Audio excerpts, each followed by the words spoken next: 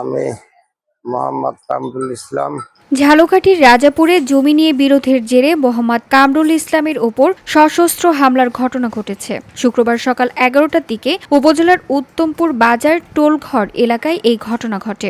ভুক্তভোগী কামরুল ইসলাম আবু জাফরের ছেলে। বর্তমানে তিনি গুরুতর আহত অবস্থায় রাজাপুর সরকারি হাসপাতালে চিকিৎসাধীন রয়েছেন। স্থানীয় সূত্রে জানা যায়, একই এলাকার আমিনুল ইসলাম দেশীয় অস্ত্র ও চাইনিজ কুড়াল দিয়ে কামরুল ইসলামের ওপর হামলা চালায়। পেছন থেকে আকস্মিক হামলা করে মাথায় চাইনিজ কুড়াল দিয়ে কোপ দেন তারা। এতে কামরুলের মাথায় অন্তত 13টি সেলাই দিতে হয়েছে। শুধু মাথায় নয়, শরীরের বিভিন্ন অংশেও কোপের আঘাত রয়েছে।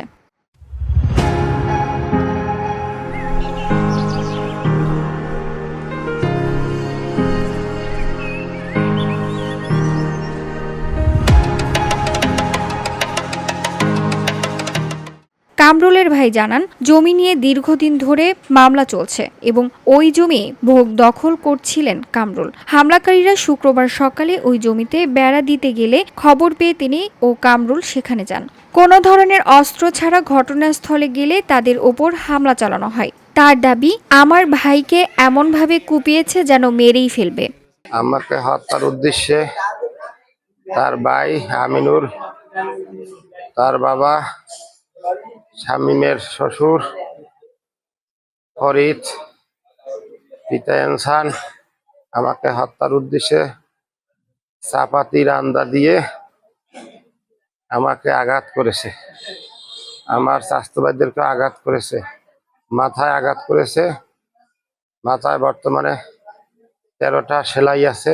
এই ঘটনার আমি আমার ভাইয়ের সুষ্ঠু বিচার চাই। কেন এই হামলা করলো? যেখানে মামলা দিন আছে, বিচারের দিন আছে, সেখানে কেন তারা আসলো? কামরুলের বোন এই ঘটনার সুষ্ঠু বিচার দাবি করেছেন।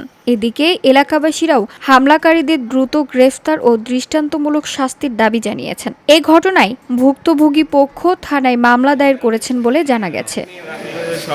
আগামী নির্বাচনে ভিওডি বাংলা নিউজ ডেস্ক।